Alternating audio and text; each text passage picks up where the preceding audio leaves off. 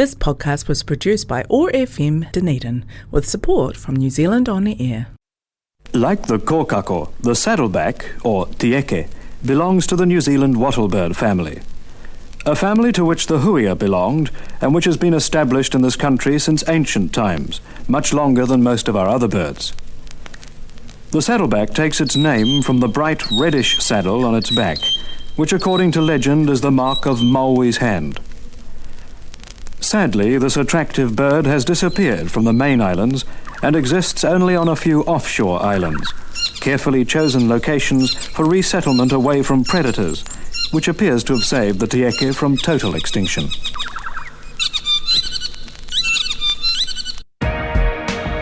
Community or chaos? We can construct and nurture community or fall into chaos. Over the next hour, Marvin Hubbard hosts conversations toward creating a fairer, more equal society. Community or Chaos is made possible with the support of Quakers Aotearoa. You'll find them online at quaker.nz. Good morning, friends. Today we have Richard Jackson with us as a guest. Richard's the co-director of the National Center for Peace and Conflict Studies at Otago University. And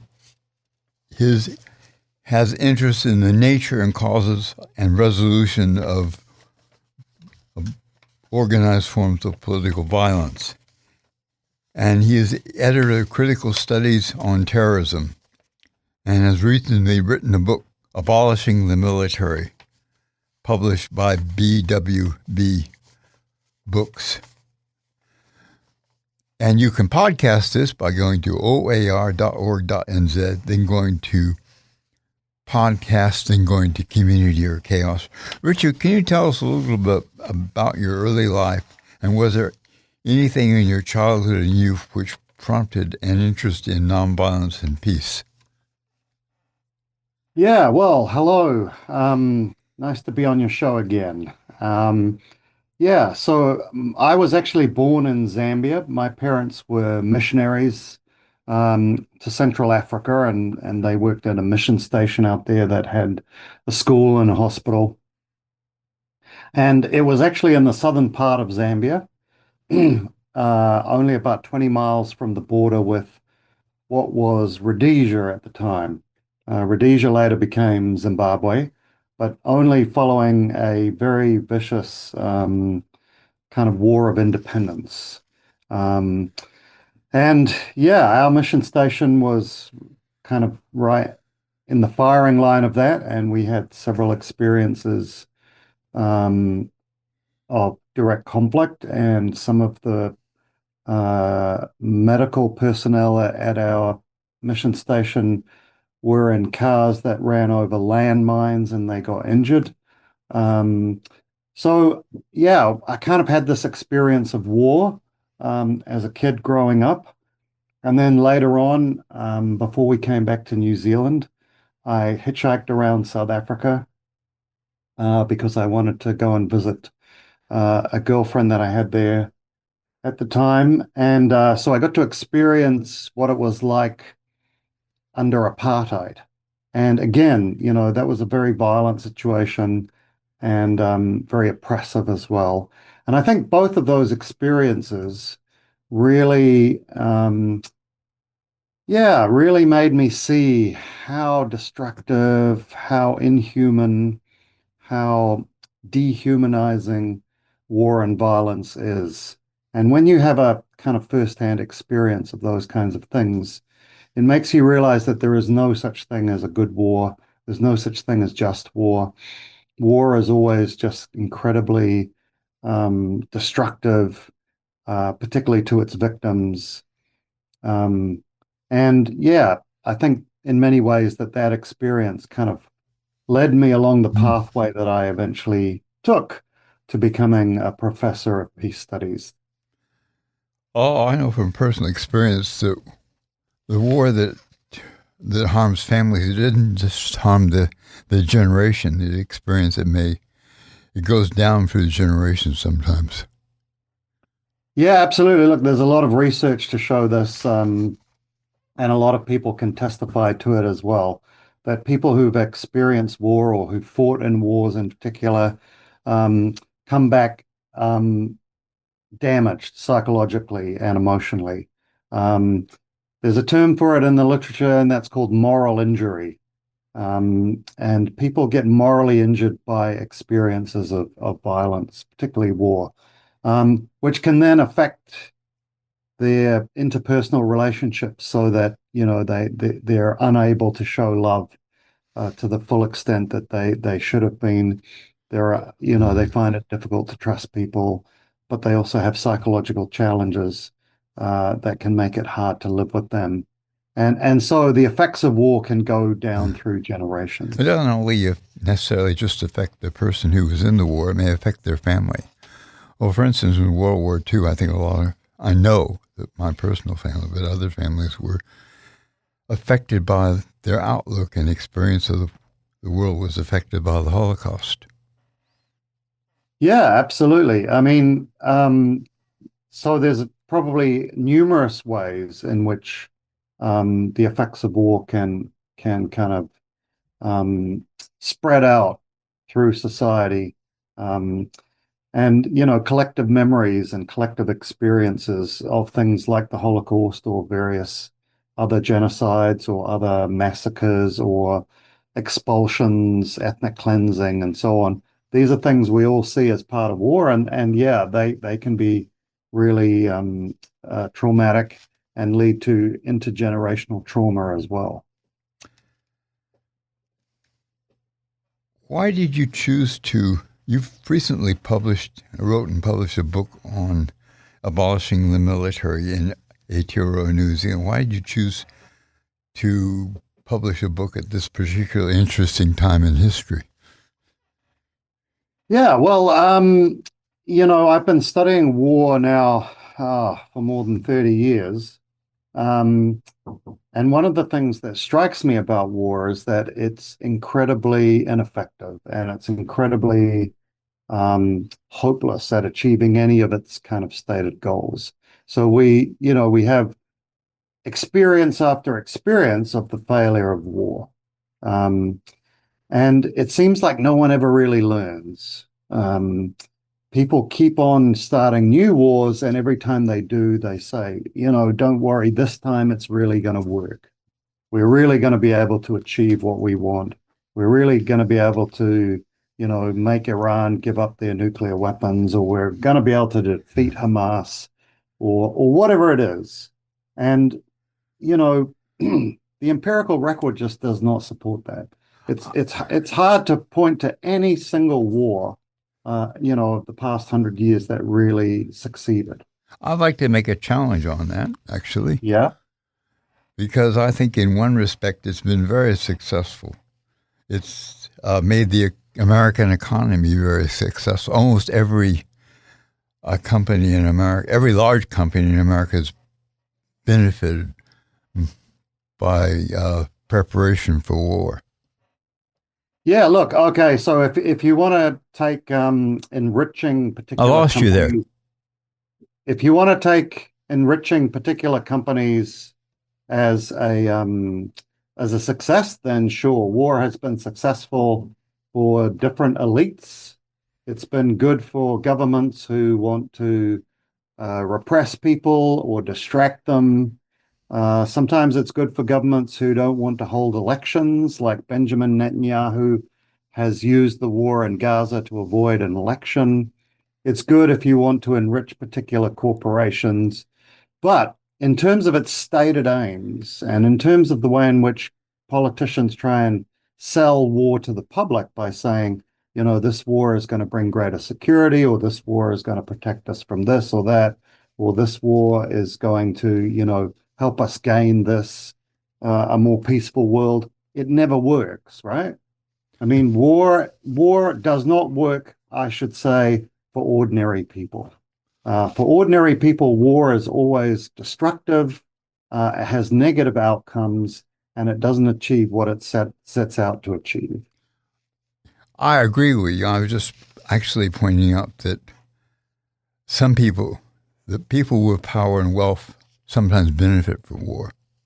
The Yes. people don't benefit from war. Nations, the people of nations don't benefit from war. But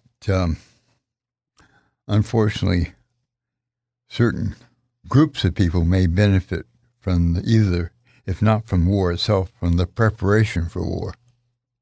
Absolutely, yeah. And, and it's a sad fact that we've constructed our economies in ways that war and war preparation provides huge numbers of jobs, and it provides a lot of economic activity that supports the economy. So in a way, in order to keep the economy buoyant and productive and going forward, we have to have more wars, and we have to engage more resources, intellectual resources, all the scientists who build all the weapons and design all those new weapon systems, and all the factories and all the suppliers. Yeah, I mean, it makes war inevitable, right? So war will never be able to end. And even if we have a war like World War One, which they said was the war to end all wars, it can't actually ever end war, because we need war for the economy. And so, to me, these are really good reasons to argue that if we truly want peace and security, then we have to get rid of militaries. Well, that's one place where you could argue that places like New Zealand and Costa Rica have an advantage, because their economy hasn't been built up on preparation for war. Though that's changing to some extent in New Zealand, unfortunately, with Rocket Lab and so on.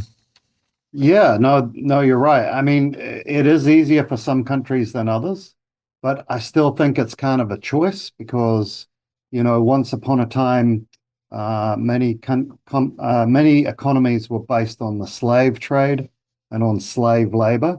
And, you would have said the same thing a few hundred years ago to say, if let's abolish slavery, and people would have said, yeah, but if you do that, you'll destroy the economy. It's such a key part of the economy. I don't think that's a good argument, because the moral argument is that this is wrong and that this is harmful. In the same way that I think, the environment, people talk about, if we get rid of carbon emissions, then we'll harm the economy. But if we keep the economy going, we're going to destroy the environment. The point is, at some point, it may be costly, but you have to do the right thing. And I think human beings over the centuries have sometimes done the right thing, and they've made major changes, like ending slavery, like giving women the vote and allowing a more gender equal society, and so on and so forth. Well, it can be a hard decision sometimes. I've just been to a movie about the Alliance and Jim Anderson, and the Alliance split and broke over the refusal. Majority of members of the Alliance, particularly former, opposed Helen Clark and the government supporting America in Afghanistan. That wasn't the only difficulty or difference we had, but that was the point where things started breaking apart. Right. Yeah. And I think within New Zealand, there's always been these kind of divisions. What evidence is there for the failure of state violence against terrorism and invasion? Look, there's so much evidence. For 20 years, 25 years. Can you talk about some of the failures of war? Yeah. The wars that the United States have been in and Russia's been in. So are you talking about the war in Afghanistan, are you? Yeah. So, yeah, for at least, 25 years or more, we've had this war against terrorism that was launched after 9/11 in September 2001.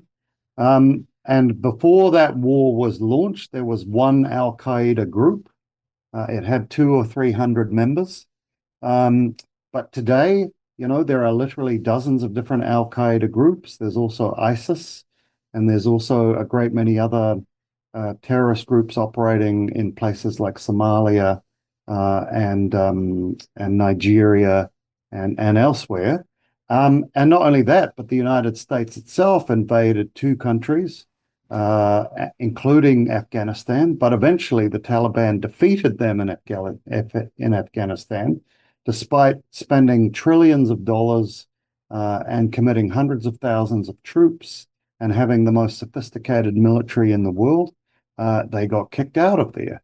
So what all of this tells you is that fighting terrorism through military means doesn't really work, and it hasn't worked. It's just created more terrorism, created more attacks, created more terrorist groups. And I think the fundamental problem here is that no one's really sort of brave enough to try and ask the question, what do terrorists want? What are they trying to achieve? Why are they attacking us?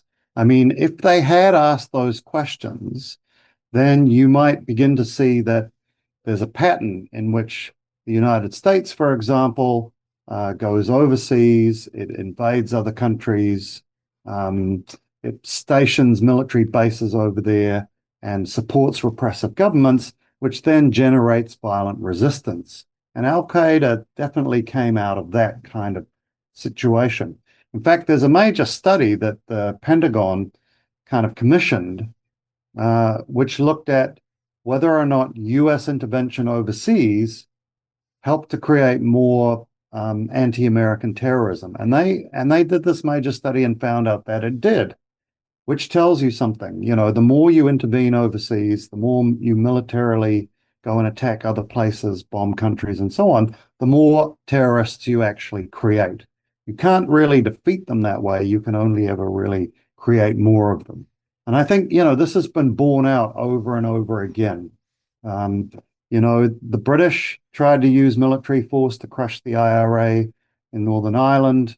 And yeah, in other places like Spain and Chile and elsewhere, similar things happen, right? There are Russia and with the Chechens and so on. And in all these cases, military force failed to defeat the terrorism because the terrorism was actually based on a set of real political grievances that people were upset about. And in the cases where terrorism was reduced, like Northern Ireland, it was because they had a dialogue, they had diplomacy. So the Good Friday Agreement that was signed between the IRA and the British government that helped to bring that conflict to an end, was about dealing with the grievances that promoted the violent resistance, or what we call terrorism. I think what I was saying was that there's so much evidence that fighting terrorism militarily doesn't really work. Isn't the case for the abolition of the military in Aotearoa, New Zealand, quite different from the case for the abolition of the military, say, in Poland or Finland? Can you talk about that? Well, look, obviously New Zealand has a unique geographical position, surrounded by a really big ocean. We don't have sort of close neighbors who could invade us easily. I mean, there are big powers out there that could invade us if they chose to. And in that sense, I think the argument is still the same. That if a big state, like the United States or China, or even if Australia, for some reason, decided to invade us, we couldn't really stop them anyway. Our military would be incapable of preventing that from happening. And the same is true for countries, like Poland or Finland. If Russia tried to invade them, they would not be able to stop them militarily. The only thing you could do is slow them up a little. And, in the conflict that happened subsequent to that, most of the countryside and the cities would be flattened and destroyed, and thousands of people would be killed. So what you have to ask yourself then is, in a world in which only a few states have the ability to actually defend themselves militarily, and most states actually couldn't defend themselves against a big state that tried to attack them. What is the military for? What's the point of it? I can And what certainly see that argument for New Zealand or Costa Rica. And as a Quaker, I think that following Jesus' moral argument, it's hard to individually support the military. But I think, for instance, I know that Finland defended itself against Russia twice, relatively successfully.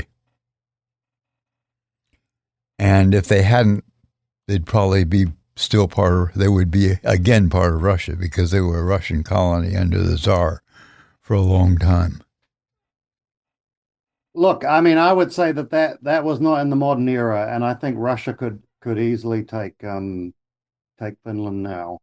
The point is, look, there are several different ways of thinking about this. One is that militaries actually can't, particularly of small states or even some of the medium-sized states, couldn't effectively defend against a much bigger military. But guerrilla warfare based on citizens engaging in clandestine guerrilla tactics could probably prevent a bigger state from establishing full control over a long period of time. And this is kind of what we've seen in the Ukraine, where, the Ukraine's a smaller state and it's prevented Russia, which is a much bigger state, from fully defeating them, right? That's sure. But the point is, neither side can win that war. And most states can never really win wars. And so wars end up going on for many, many decades. They cause huge amounts of destruction. Hundreds of thousands of people get killed. And really what is achieved in the end. And so, the point is, what is the military good for if it can't really defend you? And what we see actually over history is that militaries are much more often used to repress their own people. They're also used to attack other countries, not for defensive purposes, or to be involved in alliances, which then attack other countries. And then there are a whole series of other arguments. One is that they're hugely costly, and most of the money that gets spent on the military has to be taken away from health and education, from climate mitigation, and from other things that society really needs, and which could really help society be much better and save a lot more lives. Militaries are also incredibly costly in relation to the environment. The climate emissions that they put out are, huge, absolutely huge. And so in the long term, having a military is actually a way of creating a climate crisis for your own country. And that might lead to, in the future, it might lead to pandemics, it might lead to flooding and fires, and a lot of excess deaths from climate-related causes. The thing is, there are so many arguments for why the military is just a net loss to society. It's a net negative. There's almost no good that it can be used for. Hugely expensive, but what does it actually contribute to society? Okay, if you were Prime Minister of New Zealand, for the sake of argument, how would you handle the demilitarization in New Zealand? And what would you replace it with? And also, how would you keep our relationship with Australia? I guess those are Well, look, I would say the first thing is, in terms of our international relationships, I would much rather that New Zealand focused its efforts and energies on international diplomacy and peacemaking and trying to be a force for conflict resolution, right? At the moment, we maintain relations with Australia, with the other Five Eyes partners, the United Kingdom, the United States, Canada, and so on. And mostly that gets us involved in war after war. And those wars actually go towards making the world a much more unstable, insecure, and violent place. They don't actually help to create peace. So, I mean, what I would do if I was Prime Minister was try to redirect resources and focus and training towards making New Zealand a real peacemaker in the world. And we could declare neutrality like other countries have and offer our services to try and help resolve conflicts rather than contributing troops all the time to kind of Western interventions, particularly in places like the Middle East, where it's done nothing but create much more violence and instability. And then I think, we could slowly dissolve the New Zealand Defence Forces and replace them with, for example, forces that are specifically trained and equipped to deal with natural disasters and climate mitigation, for example. I mean, at the moment, the military can be used if there's a big flood or if there's, some kind of natural disaster, but only if they're not on deployment. If they're on deployment overseas, then they can't be used. But also, they're not really trained for that and they're not equipped for that. Most of the equipment and training they get is for fighting side by side with American and Australian forces. So, yeah. And then I think we could do what countries like Lithuania have done, which is put some effort into what's called non-violent social defense, which is training ordinary people how to engage in mass non-violent social defense so that if another country did invade us, then we would have the kind of social discipline and the social organization to be able to engage in non-cooperation and protest in a way that would make any invading country think twice and not be able to control us. It's part of the Lithuanian constitution that non-violent resistance forms part of their national defense.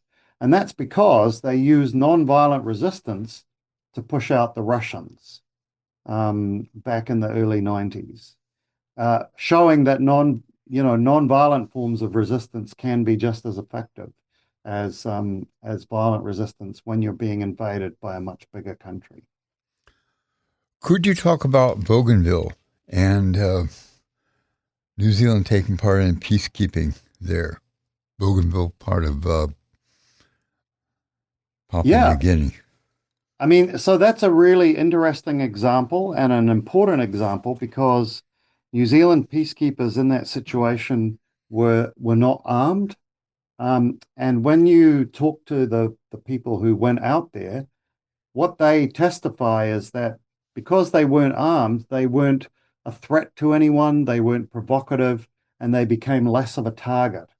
And they were able to then use their sort of cultural knowledge and cultural skills to engage in peacemaking and to help resolve local disputes and to help create the conditions for which dialogue could then happen. And what we saw later on was then dialogue that led to a general peace agreement.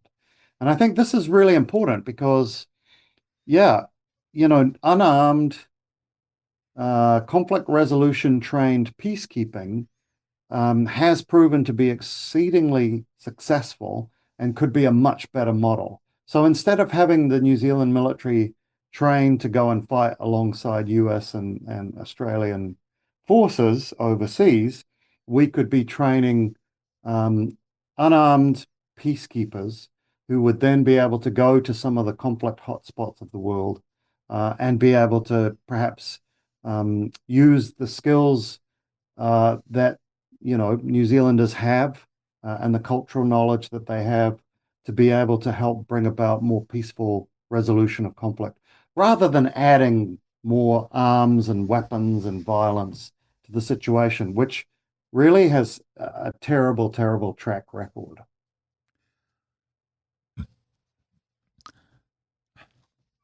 Would New Zealand still need police internally and also fish protection and that kind of thing, and maybe a force that would go into places where you have islands being flooded and you need civil help and you need to get people in and out of places like that in the islands.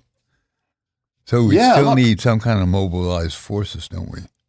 Absolutely. Look, that's what I was trying to say before, is that I think we could train a force like that and equip it properly, so that this environmental protection force, or whatever you want to call it, could help people, could evacuate people. The problem at the moment is, by relying on the military. First of all, the military are not trained for that. They're trained to fight. They're trained for combat, but also they're equipped for combat. The frigates that they have, and all the weaponry that they have is not actually any good when you're trying to help people who are suffering in a natural disaster. For that, you need a different set of equipment. But then, like I said, the New Zealand military is actually quite small, and if they're all on deployment when a disaster happens, then they can't actually be very helpful.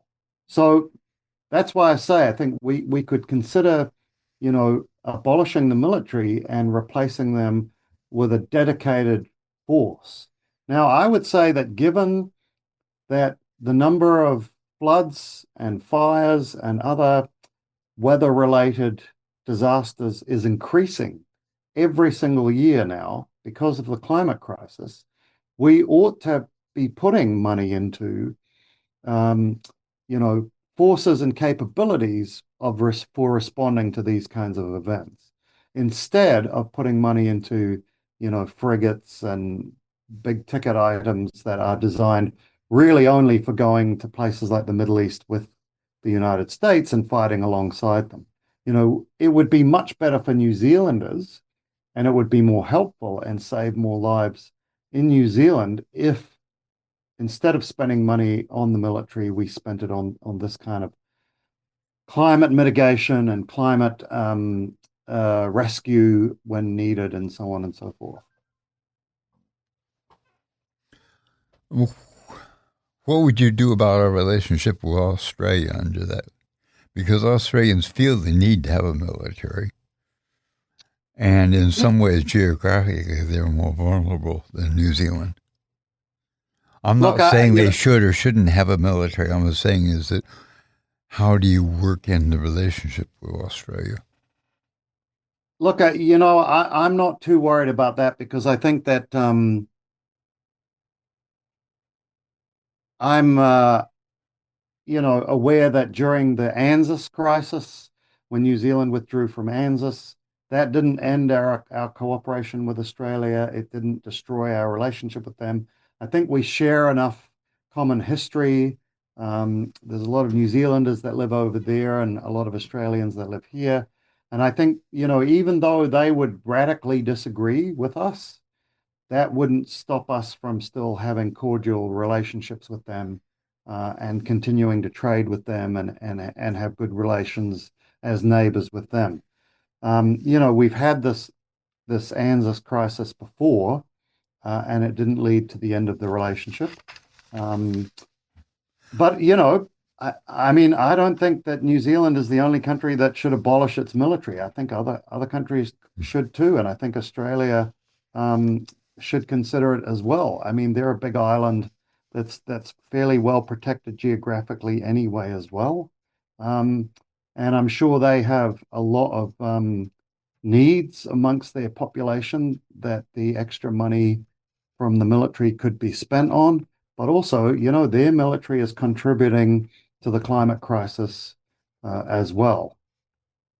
Can you talk about what happens to a nation when they become very militarized? We talk about, I think many people have been shocked by the way the Palestinians have been treated and how things have gradually, from the beginning, it's been unfair and they've used force against the Palestinians, but it's been gradually getting worse and worse. The big sign was the putting up of the wall, which was very, if you look at it historically and culturally, it's a very un-Jewish thing to do, building a wall against people or surrounding people by a wall. But what happens to people in a situation where your country gets totally militarized? Yeah, look, obviously the situation in Israel Palestine is not just about militarization, but it's also about kind of Colonization. colonization and the kind of settler colonial idea that God gave them Greater Israel, and all of the land belongs to them, despite the fact that Palestinians have lived there for centuries, well, actually for thousands of years. Um, so, there are different things going on. There's some polarization that's occurring there between a kind of extreme religious version of Zionism and an older secular version of Zionism. But both of those versions of Zionism did not have a place for the Palestinians in either case. But there's a lot going on. But in terms of militarization, I think, yeah, you're absolutely right. The problem with militarization is not just that it takes away a lot of resources from society, just not that it contributes to climate change, but the values associated with militarism come to infect society. And one of those values um, command and control and domination. Militaries are not democratic institutions. They do not tolerate and they can't function if everyone has a say. And so the values of the military are inherently hierarchical and they're inherently anti-democratic.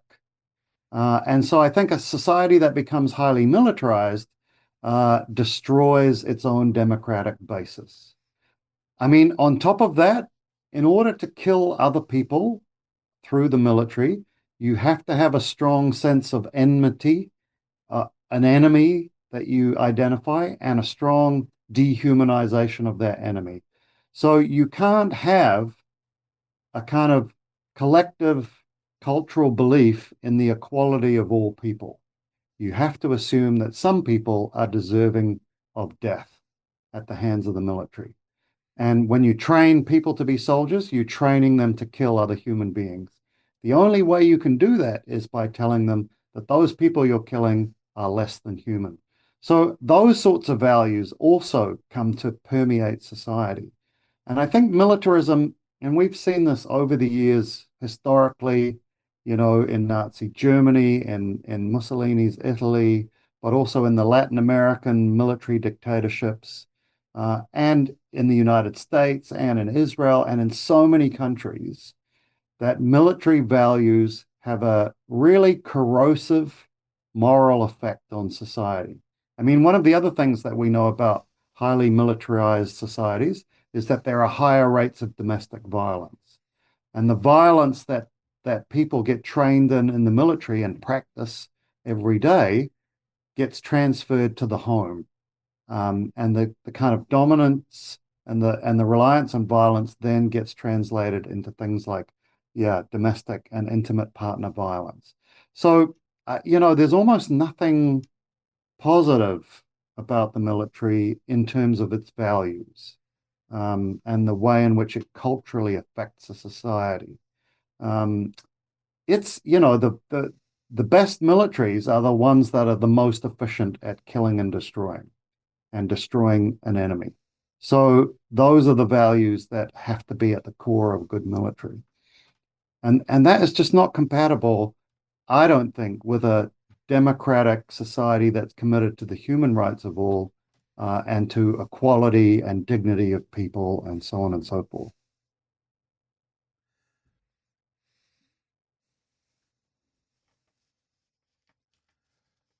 What can you say about the asymmetry of national defense in a world of great powers, middle powers, and majority of small countries? And what should small countries do to protect themselves, but also to try to have a more equalitarian democratic world? So look, I think there's a few things going on here. One is that the great powers who have huge amounts of military force are finding out that that military force is less and less able to achieve actual goals. So we have a perfect example at the moment where the world's greatest superpower of all time is unable to defeat Iran and impose its will on the Gulf of Hormuz, right? So despite everything that the United States has, its thousands of nuclear weapons, its battle carriers, its B-52 bombers, its stealth bombers, its satellites, everything, right? All its missiles, all its technology, it can't defeat even a country like Iran, which has been under sanctions for, decades. Russia is the same, right? Despite its nuclear weapons and all its technological advances and its overwhelming power, it can't defeat Ukraine. Israel's the same. Despite all of its technology, it can't defeat Hamas, no matter how many bombs it drops. What this is telling us, and what this is part of a broader pattern that we see, is that great powers are unable to defeat even weak powers. And in part, this is technological. You will have seen, and everyone will have known by now, that drones have changed the calculus of war. So, in the past, you could send in 100 tanks and easily take over a town. But now, 20 guys with a handful of drones can fly those drones into the tanks and blow them up, and the tanks are now unable to be used as a weapon. So having lots of big tanks and big heavy equipment is no guarantee that you can be successful against guys with a $600 drone hiding somewhere in the bush or in a basement somewhere. And what this means is that war is now more attritional, and we see this in places like Gaza, but also in Ukraine. That it's really going to be who can last the longest, taking constant hits and the pinpricks of small drone attacks every week, killing one or two people maybe over a 20-year period. At the end of that, one side is going to give up and say, yeah, we just can't do this anymore. So war has become attritional. And this happened during World War I to some extent. But Hannah Aldrich, a philosopher of democracy, said that the use of violence and power are different, that violence doesn't necessarily give you power. Yeah, absolutely. And this is the perfect example. And so one of the things we're seeing at the moment is that the US's power is shrinking. And the more it uses violence, the more its influence actually shrinks, because states refuse to cooperate, and people can see that its threats are kind of hollow. There's not actually a lot that they can do. They can blow stuff up, but they can't actually impose their will and make people follow their commands, right? So in that sense, war is becoming less and less utilitarian. It's becoming less and less of a useful instrument. And that's partly also why I would argue that, we shouldn't actually be relying on the military, because what is the military for? You can't deter other countries, you can't compel them, you can't force them to do things. And against the great power, they're relatively ineffective. You actually don't need a military. What you need is, a well-organized civilian population who can engage in different forms of resistance. Don't you also need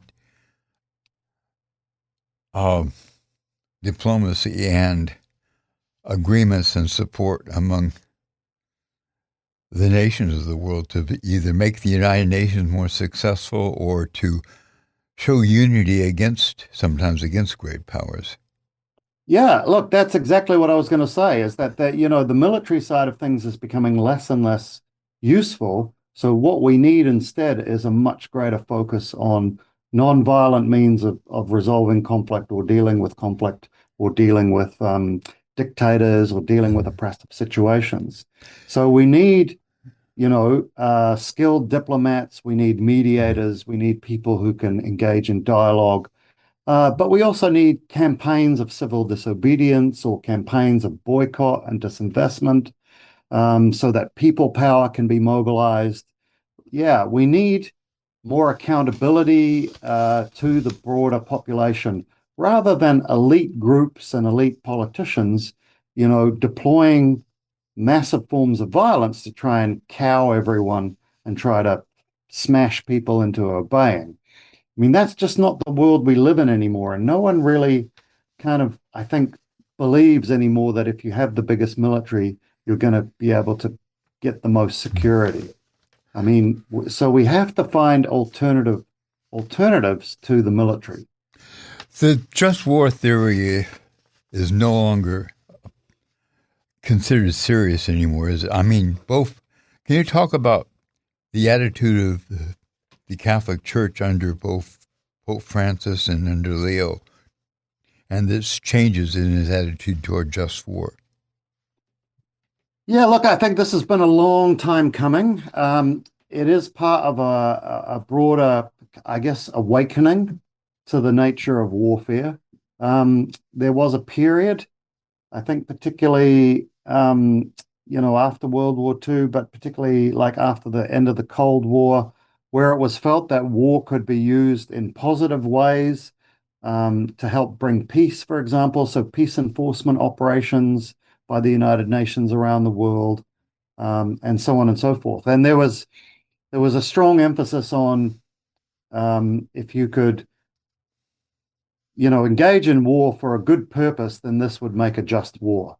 But what we've actually seen from the empirical reality of war is that most of the casualties are civilians. Wars typically involve 90% civilian casualties and only 10% military casualties.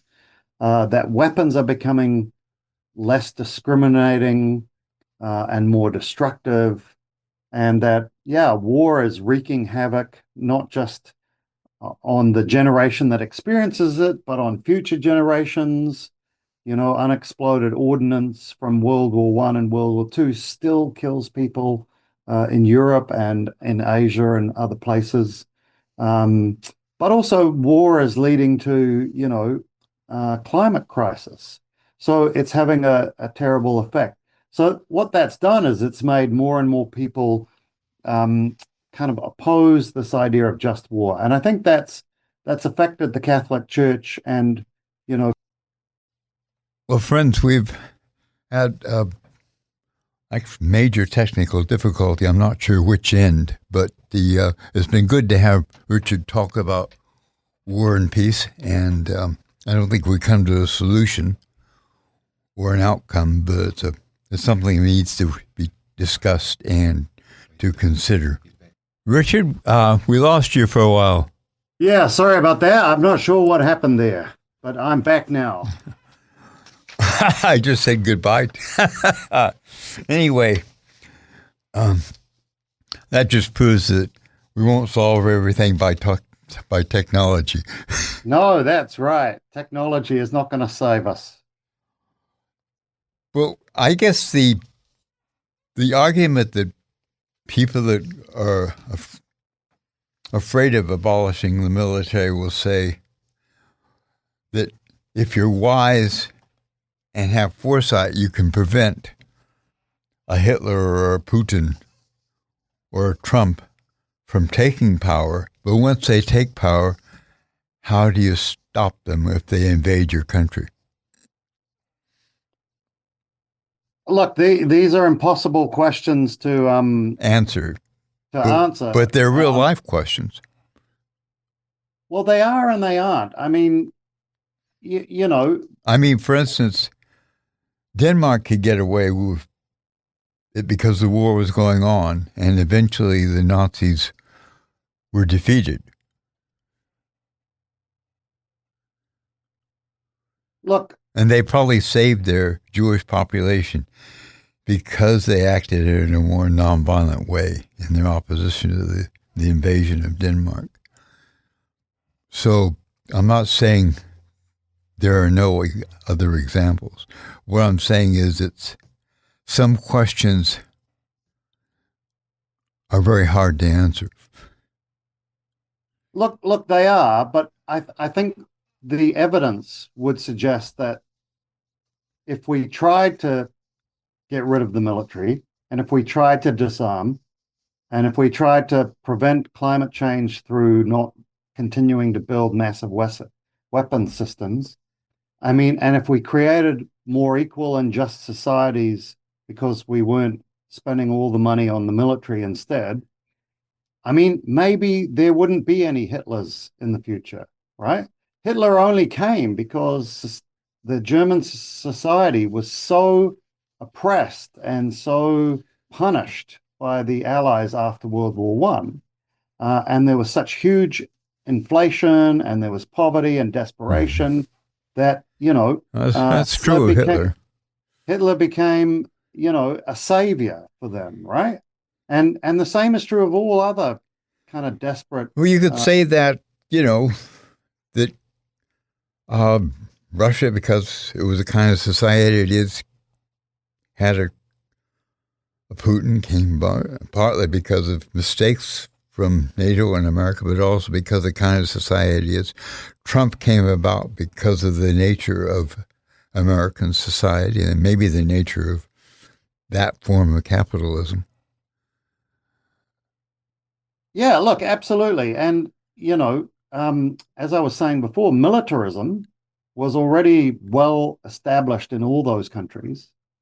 The idea of a strong leader and the idea of military force as the solution to national ills and military discipline and military values. I mean, these are all things that appeal to people when you've already established militarism as your cultural basis. And so this is why, preventing future conflicts is going to come down to demilitarizing. It's going to come down to getting rid of militaries, to reducing the level of arms that we have, to creating more peaceful alliances, to promoting peaceful cultures and dialogue, and also to being less threatening. I mean, one of the reasons why militaries rise in some countries in the first place is because they look at their neighbors and they see other countries with threatening militaries. So if you reduce your military, you could actually then no longer be a threat to anyone else, and that might actually reduce tensions. And you could probably have a much more egalitarian society like Costa Rica. You would, and actually, that might be attractive to the surrounding countries who want to have the same thing. So then they might demand their leaders to demilitarize as well. I mean, look, there are just so many reasons why demilitarizing could be and should be tried as an alternative. At the moment, I think anyone would have to admit that it's not working. The more states spend on their militaries, the more wars we have, the more things are getting worse, right? No one is benefiting. There's no peace dividend that's come from all the military spending and all the wars that we've experienced. They've just screwed things up for everyone. And at the moment, we're all suffering because of the war in the Middle East, right? The Gulf War that's happening. That is not helping anyone. That's not achieving any security or improving anyone's life. And in fact, people are probably dying as a consequence of it. And they will continue to die as a consequence of it. What I would argue, if I were arguing, is that we need to create a culture of cooperation and peace, but also suspect that creating that culture will be costly.